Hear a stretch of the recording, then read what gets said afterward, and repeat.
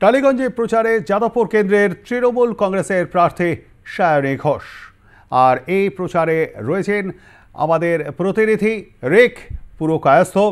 আমরা সরাসরি চলে যাব রেখের কাছে। রেখ, টালিগঞ্জের এই মুহূর্তে কোন জায়গায় সায়নী তাদের পা চড়ে প্রচার করছেন?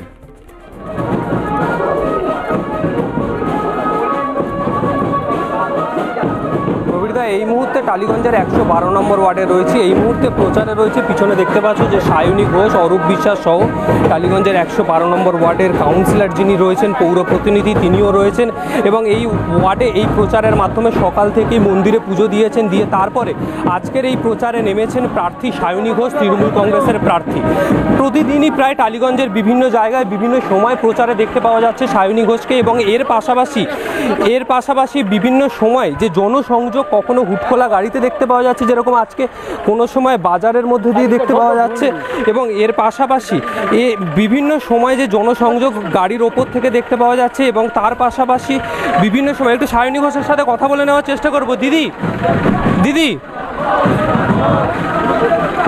দিদি কীরকম প্রচার হচ্ছে সকাল থেকে?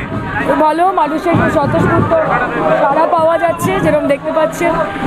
আমরা আনন্দিত মানুষের সমর্থন পেয়ে। এরকম সাড়া পাচ্ছেন মানুষের কাছে? খুব ভালো, অর্গ্যানিক, ন্যাচারাল, কোনো জোর জবরদস্তি নেই। মমতাদির প্রতি সমর্থন, অরূপদার প্রতি সমর্থন।